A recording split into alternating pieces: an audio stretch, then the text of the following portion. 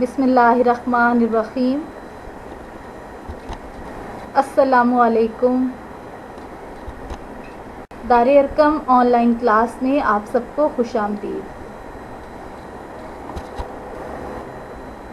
ہم نے سبق مرزا غالب کے عادات و خصائل مکمل کر لیا ہے اور آج ہم اس سبق کے مشقی سوالات کریں گے۔ سب سے پہلے مختصر جواب دیں۔ مرزا غالب کیسے اخلاق کے مالک تھے؟ مرزا غالب کے اخلاق نہایت وسیع تھے۔ مروت اور لحاظ ان کی طبیعت میں بدرجہ غائب تھا۔ وہ ہر شخص سے جو ان سے ملنے جاتا تھا بہت کشادہ پیشانی سے ملتے تھے۔ جو شخص ایک دفعہ ان سے ملتا اسے ہمیشہ ملنے کا اشتیاق رہتا تھا۔ سوال نمبر 2، دوستوں کو دیکھ کر مرزا کی حالت کیا ہوتی تھی؟ دوستوں کو دیکھ کر باغ باغ ہو جاتے، ان کی خوشی سے خوش اور غم سے غمگین ہوتے تھے۔ مرزا غالب کو کہاں کہاں سے خط آتے تھے؟ مرزا غالب کے دوست ہر مذہب و ملت کے تھے۔ انہیں نہ صرف دلی سے بلکہ تمام ہندوستان سے دوستوں کے خط موصول ہوتے تھے۔ اکثر لوگ غالب کو کس طرح کے خط بھیجتے تھے؟ اکثر لوگ مرزا غالب کو بیئرنگ خط بھیجتے تھے مگر انہیں ناگوار نہ گزرتا تھا۔ سوال نمبر 5، سائلوں کے ساتھ مرزا غالب کا سلوک کیسا تھا؟ سائلوں کے ساتھ مرزا کا سلوک فراخ دلی پر مبنی تھا۔ سائل ان کے دروازے سے خالی ہاتھ بہت کم جاتا تھا۔ وہ اپنی بساط سے بڑھ کر غریبوں اور محتاجوں کی مدد کیا کرتے تھے۔ دوستوں کے ساتھ مرزا غالب کا سلوک کیسا تھا؟ دوستوں کے ساتھ مرزا کا سلوک نہایت شریفانہ تھا۔ وہ دوستوں کی فرمائشوں سے کبھی تنگ دل نہ ہوتے تھے۔ شاعری کی اصلاح کے علاوہ وہ اپنے دوستوں کی طرح طرح کی فرمائشیں پوری کرتے، بیماری کے باوجود ان کے خطوں کا جواب دیتے اور اگر کوئی دوست مالی پریشانی کا شکار ہوتا تو اس کی مدد کرتے۔ سوال نمبر 7، مرزا غالب کے مزاج کی خاص خوبی کیا تھی؟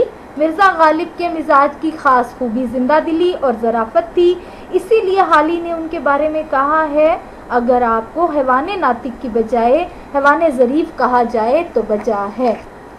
سوال نمبر 8، مرزا غالب کو کون سا پھل پسند تھا؟ مرزا غالب کو پھلوں میں آم بہت پسند تھا۔ آموں کے موسم میں ان کے دوست دور دور سے ان کے لیے عمدہ آم بھیجتے تھے۔ مرزا کی نیت آموں سے کبھی سیر نہیں ہوتی تھی۔ آم کے بارے میں ان کی رائے یہ تھی کہ آم میں صرف 2 باتیں ہونی چاہیے، میٹھا ہو اور بہت زیادہ ہو۔ یہ سبق کس کتاب سے لیا گیا ہے؟ یہ سبق مولانا الطاف حسین حالی کی کتاب یادگار غالب سے لیا گیا ہے۔ سوال نمبر 10، سبق مرزا غالب کے عادات و خصائل کے مصنف کون ہیں؟ سبق مرزا غالب کے عادات و خصائل کے مصنف ہیں مولانا الطاف حسین حالی۔ سوال نمبر 2، مندرجہ ذیل الفاظ و محاورات کو اپنے جملوں میں استعمال کریں۔ الفاظ کے معنی میں بتا چکی ہوں۔ محاورات کا مطلب، محاورہ کسے کہتے ہیں؟ محاورہ لفظوں کا وہ مجموعہ جس میں الفاظ اپنے حقیقی معنوں کی بجائے مجازی معنوں میں استعمال ہوں۔ معنی آپ سن لیں اور جملے آپ خود وہ بنائیں گے۔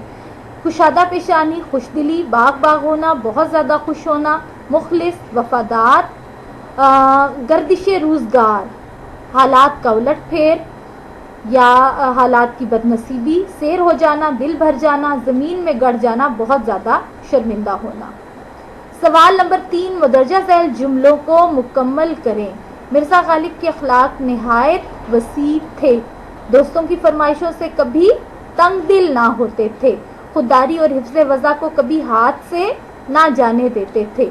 فواکہ میں آم ان کو بہت مرغوب تھا۔ فواکہ میں آم ان کو بہت مرغوب تھا۔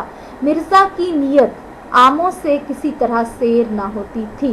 سوال نمبر 4، سبق کے متن کو مد نظر رکھ کر درست جواب پر ٹک سے نشاندہی کریں۔ نمبر 1، مرزا غالب کے نہایت وسیع تھے اخلاق۔ اس کے بعد ہے مرزا غالب دوستوں کی کن باتوں سے کبھی تنگ دل نہ ہوتے تھے؟ فرمائشوں سے۔ لوگ اکثر مرزا غالب کو خط لکھتے تھے بیئرنگ۔ مرزا کی طبیعت میں بدرجہ غائب تھا مروت اور لحاظ۔ ایک صحبت میں مرزا غالب کس کی تعریف کر رہے تھے؟ میر تقی میر کی۔ کس نے سودا کو میر پر ترجیح دی؟ ذوق نے۔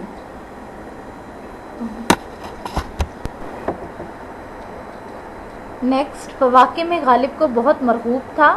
عام. اعراب لگا کر تلفظ واضح کریں.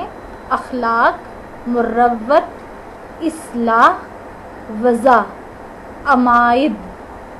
سوال نمبر 6. کالم الف میں دیے گئے الفاظ کو کالم ب کے متعلقہ الفاظ سے ملائیں. کالم الف میں الفاظ دیکھیں. اخلاق، وسیع، خوشی، غم، مذہب، ملت. مروت، لحاظ، بیئرنگ، ٹکٹ، حیوان ناطق، حیوان ظریف. مذکر اور مونث الفاظ الگ الگ کرنے ہیں. غم ہوتا ہے، یہ مذکر. خوشی ہوتی ہے، مونث. خط لکھا جاتا ہے، مذکر.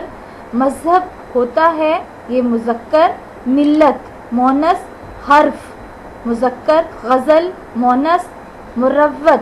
مروت، مونث. لحاظ، مذکر. ٹکٹ، مونث. حوصلہ، مذکر. وضع، مونث. جاڑا، مذکر. ظرافت، مونث.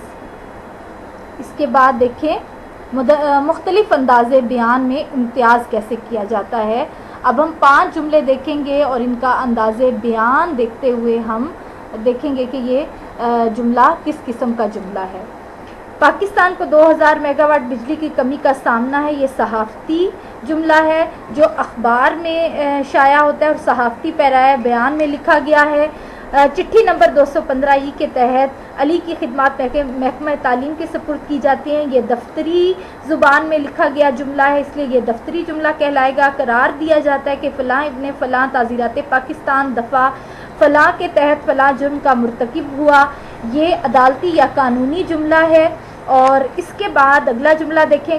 کمپیوٹر کا ہارڈ ویئر اس کا دماغ اور سافٹ ویئر اس کا ذہن ہے. یہ تکنیکی جملہ ہے. اگر تیرا قول صادق ہے تو شہد فائق ہے ورنہ تھوک دینے کے لائق ہے. یہ ادبی انداز میں لکھا گیا جملہ ہے.